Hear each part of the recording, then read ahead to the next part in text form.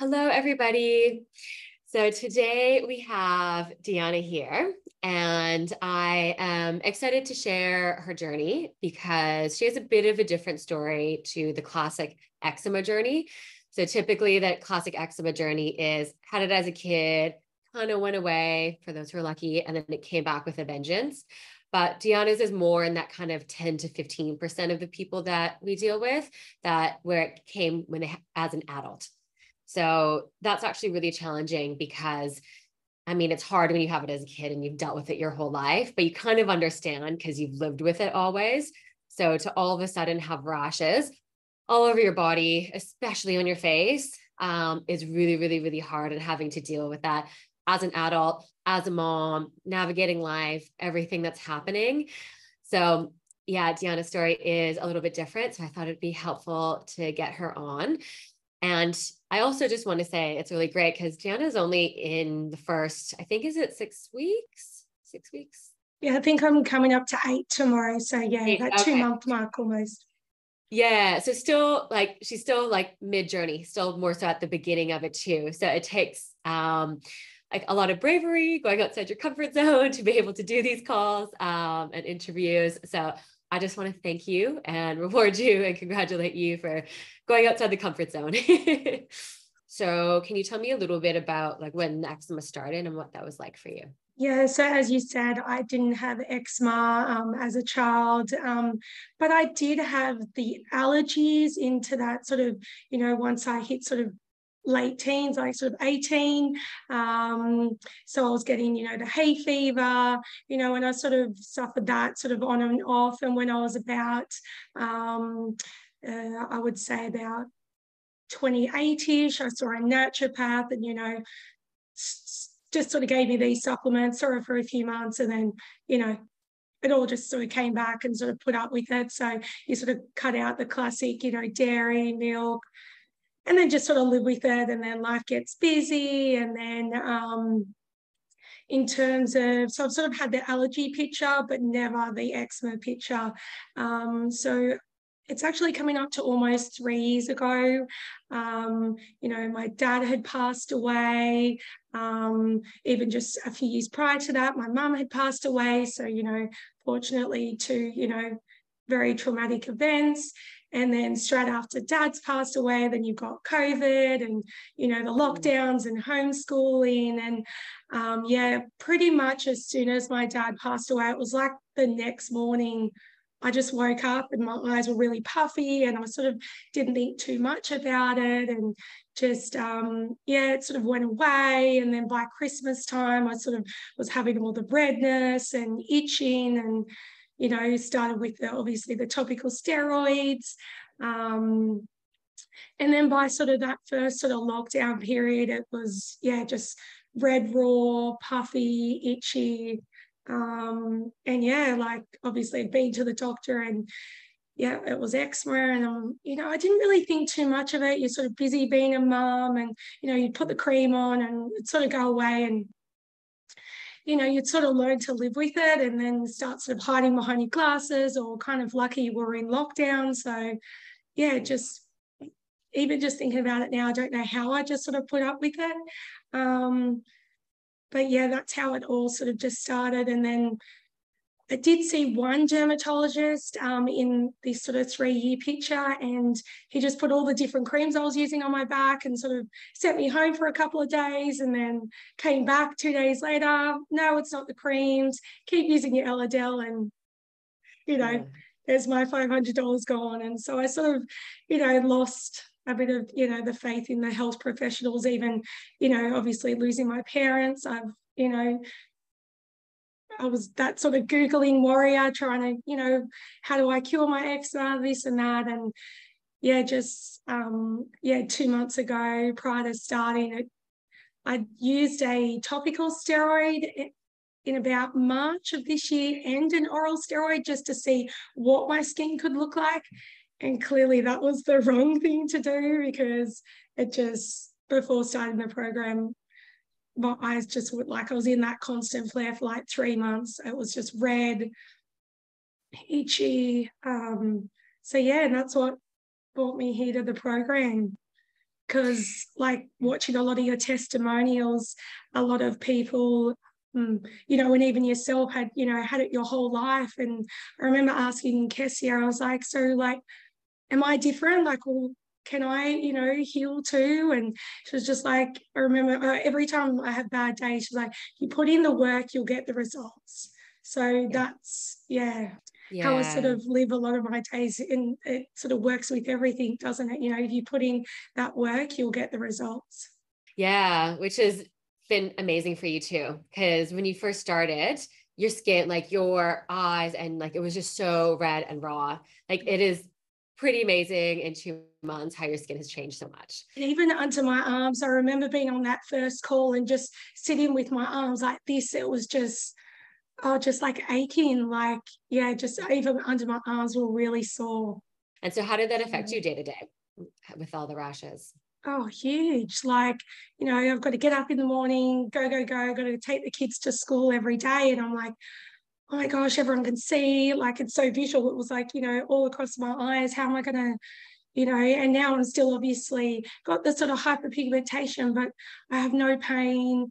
You know, I used to have like cuts on my eyelids, which were just, yeah, like just really painful and just, oh my gosh, how am I going to take my daughter to school? How am I going to, you know, like then my son wants to play football with me and I'm like, oh my gosh, my arms are hurting. And, you know, it was just, yeah, when you, it shows on your face as well when you're in that constant pain. Which is hard when you have kids. Yeah. Yeah, And they're active, you want to be active with them, but you are in that physical yeah. pain. I Yeah. remember on, I think it was the second mind call with Mandy, I had a cold and I remember just saying to Mandy that I knew I had to do something because my son was playing soccer and I remember going to his soccer game that morning and just being like, I said to my husband, I just want to be at home in bed. Like, obviously I want to be at the soccer game, but the way I felt, I just wanted to be at home in bed, you know, Mhm. which as a mum, like, you know, you don't want to be like that or you don't want to feel that way. And it's not like your normal character too. Yeah. No, Yeah. no, I remember years ago I had, you know, they were both at home with me and I'd get up in the morning, have a quick rinse, put moisturiser on and take him to the park all day. Like, I was like, where did that mum go? Like, Mm. you know? And it's such a hard thing for people without eczema who have never dealt with it to understand that it is like you feel almost like you lose a part of yourself just because it Yeah, does take so much time, right? The mental, physical capacity that like it drains that out of you almost, which for people, they're just like, oh, it's a skin rash. Like it's okay. Nobody yeah. cares about it. And you're like, but it's not just that. And Yeah. just realizing that no one does, like, no one notices, like, except yourself. Don't That's what I'm realizing. Like, I'm like, you know, sort of opening up to people a little bit about it. And I'm like, oh, really? I didn't even notice. And so just, Yeah. I feel that lets go a lot of, you know, my worries as well. Like, I'd be like, oh, they're noticing. And whereas they're not. And so that Yeah. sort of took out a layer of, you know, my stress and my anxiety. Because that's been a big piece of the puzzle for you since the beginning. And it's been great just seeing that transformation on the calls with you because you've had so many aha moments. Because people, again, you know, it's just rashes, and especially if you haven't dealt with it before, but we were able to pinpoint, like you'd said earlier, that hasn't been well since picture. So you had the underlying allergies, but then when there was a big life event, two major life events, then that's when it started coming out through your skin. And it's been quite nice. Maybe you can, if you feel comfortable, just talk about some aha moments that you've had, because that brain skin connection has been really, really huge for you. Yeah, definitely. I think it was about week 3. It was the mindset portion. And, you know, you were saying, you know, just being in that fight, flight all the time, you know, coming back down, you know, and just allowing myself to come back down, how that has done for my skin. And even just the cold showers, I was like, how am I going to do a cold shower? You know, just regulating my nervous system, because I know before I would stress about being stressed. Like, and my husband would say to me, you just wake up stressed. I'm like, I know, but I didn't know how to get back down. Like, and I didn't know that you're supposed to get back down, if that seems weird. Like, So now, even if I feel stressed or overwhelmed, I'm just, you know, I exhale, you know, sometimes correct me if I'm wrong. I find I breathe in, but Yeah. then I don't breathe out. Yeah. So Yeah. taking a few, I think it was on one of Karen's brain skin, you know, taking a couple of breaths out rather than just always in and out has even been a game changer for me. Just, okay, breathe, stop, think, and then, you know, move on rather than just, you know, go and continuing. So I feel like clearly, obviously, a lot of this has happened, you know, during a stressful event. So I feel like that brain skin is almost 50% easy of my, you know, flare up bucket. Obviously, we're seeing, you know, a few things on the, you know, blood results, but I feel like, you know, a lot of mine can be controlled by that brain scan and, you know, not just the positive thinking, but regulating my nervous system. Yeah. And that's something that we've been chatting about as well, because it's easy just to be like, okay, just think positive thoughts and everything's going to be okay. But the reality Yeah. of life is that it is hard and it's challenging. And if you only have tools to think things are going to be good when they're challenging, you know, when like major life events happen, you don't have the tools. And then what happens is the body's just, you can't function. So as you had Yeah. said, you know, you realized that you were in a state of fight and flight, and that was your baseline of normal. You're like, Yeah. oh, I've just always been up here. Yeah. Like, whoa. And even just accepting it, like, because, you know, that's kind of embarrassing, you know, you kind of like, oh, yeah, I'm just always stressed, but like accepting it, it's okay, you know. A lot of, you know, those traumatic events sort of put me there and you know, it was just one traumatic event after the other, you know, mom, dad, you know, even COVID, you know, for a lot of people was really stressful watching, you know, the two kids. And, you know, I didn't have to go through that as a kid, you know. My parents just made life seem simple and easy. And then now I'm a mum and sort of, you know, got to teach them that, you know, life isn't just roses all the time. So, but still allowing them to be children and keeping their innocence. Well, they're very lucky to have you and that you're going through this process. You can pass on that wisdom to them because it is, like you said, like that's pretty powerful. Like sometimes it is hard accepting where you're at because we have this idea of what we should be or what we want to be. But the reality is that life gets in the way. And, you know, like if it's actually a protective mechanism, right? You're so high for so long because you had to take care of your family. There was COVID. And I'm sure there's so many dynamics when your parents pass as well. Because if you just crumbled and collapsed, you wouldn't have been able to get through it. So when you can flip it around and be like, oh yeah, that was actually really helpful for me. But now I can see where there's that dysfunction. So it is about having those tools so you can come back down. And then if you come back up again, you're like, oh, I'm there again. Okay, why do I need to get come back down? Yeah. And I've even sort of catching myself. Normally I'd be like, you know, and I'm like, it's okay. And, you know, just try and have a better baseline, but not obviously it's just going to be roses all the time, but not reacting so quickly like I normally would. And it's really great because, like I said, like there's some people, like this has all happened and you had these aha moments at the beginning of the program. There's some people that will get to the end and like everybody's on a different journey and it's totally fine and can't force it, but it is really nice to see that click at the beginning for people because you will have such a drastic change.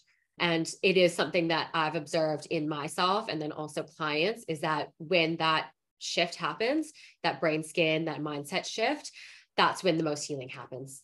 And that's what I always say to everybody. And, you know, at the beginning on the onboarding calls, we're like, we want to try and give you guys examples. So you do know, because that's what's going to stop you from going back to square one again and again, because the body needs to be in that state to heal. And if we're always in fight and flight, your body's in survival mode. It's like, okay, I don't need to be repairing my skin cells. Like I don't need to be focusing on digestion. I think that there's like a tiger running after me and I need to like run and scurry and just, you can tell when you're in that state because it's just like, you know, like your breath is up, you're about to run away from the tiger. You just have all these physiological responses.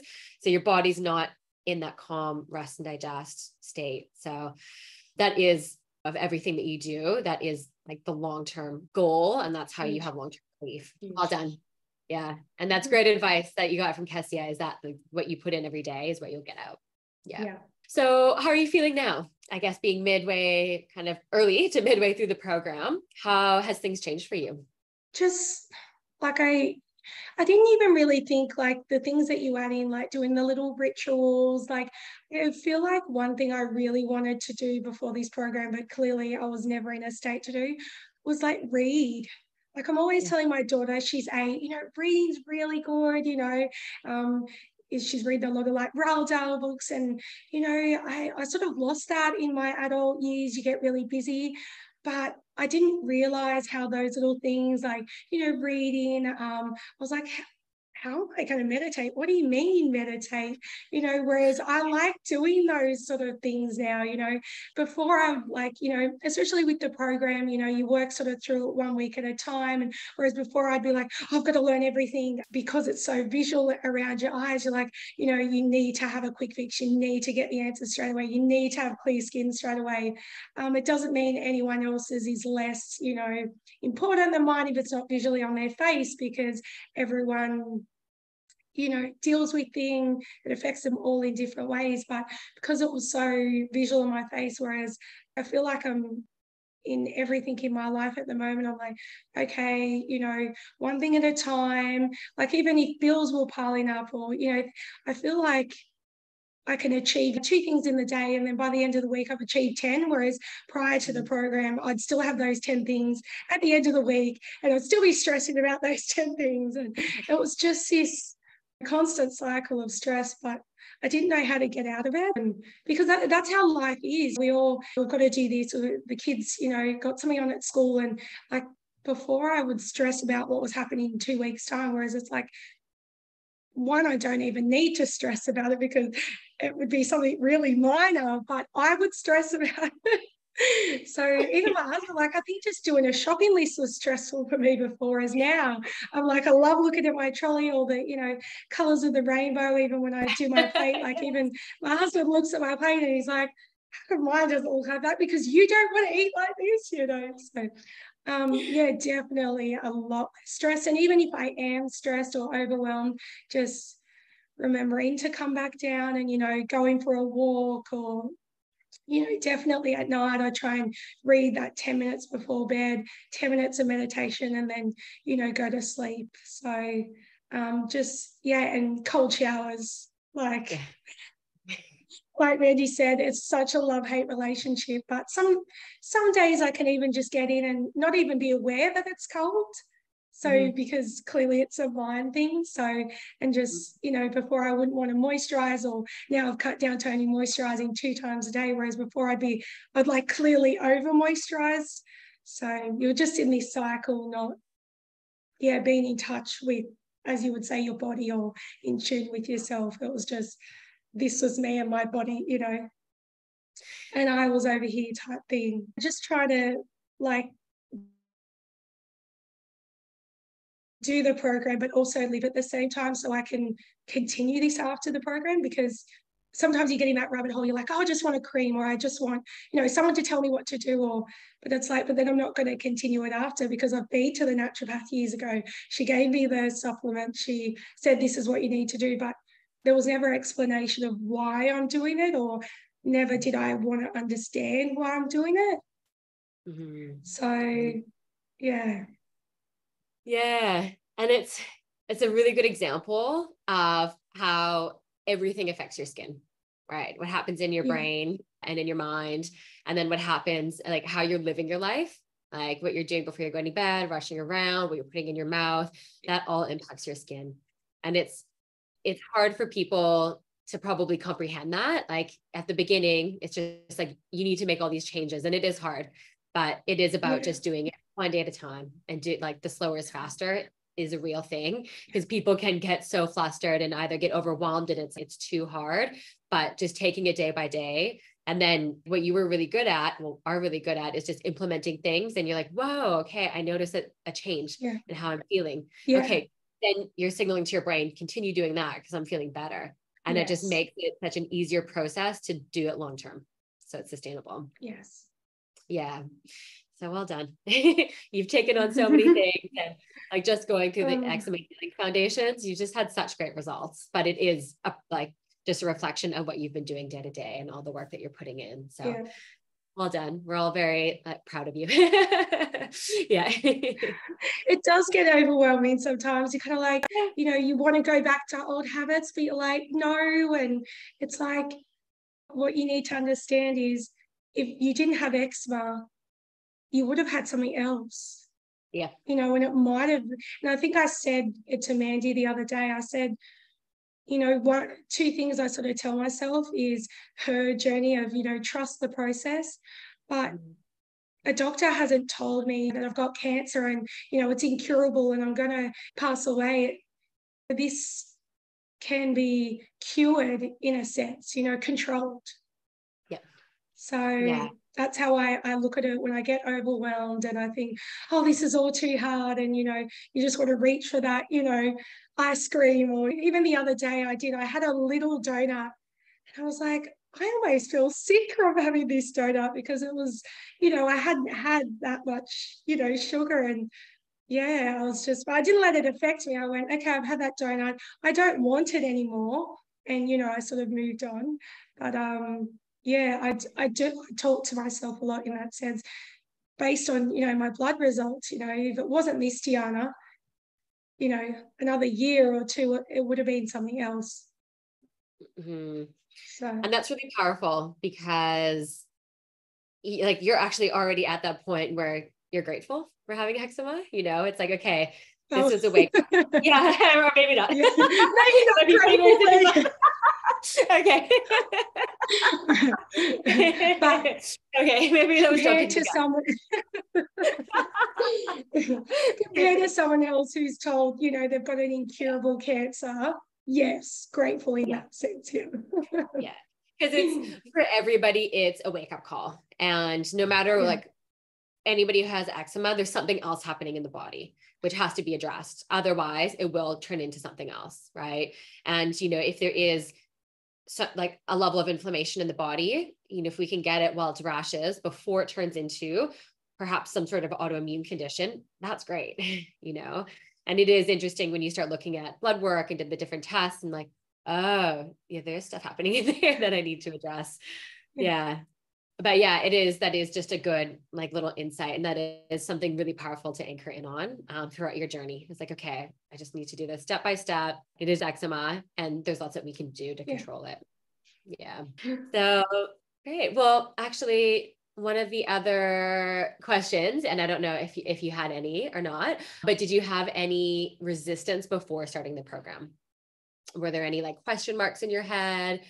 And I don't take any offense. Like for me, I just think I'd worried that I'd done, like especially around my eye area. I don't know why my brain thought like my eye area can't heal just as much as say, you know, I'd get it. I think it started on sort of the crease in my arm and then just before starting the program, you know, that 3 months, just under my arms just, you know, were getting red raw. And I was like, yeah, I would worry that I'd done too much damage from like, you know, constantly rubbing, you know, you think the topical steroids, you know, it thins the skin. It's a different area as well to say, you know, under your arm or on your crease. I suppose that was my resistance because I would think, you know, what I've done, have I done too much damage for it to be repaired?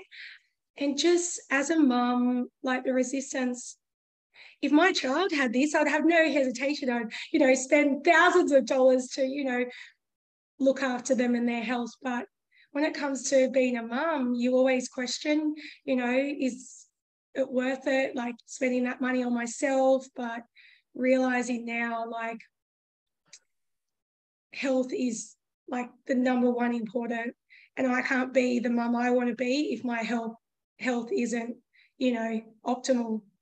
Because prior to coming in the program, I wasn't the mum I wanted to be. You know, I'd drop the kids off at school and then I'd come home and just, look in the mirror most of the day and, you know, compound that stress. Whereas now I don't do that anymore.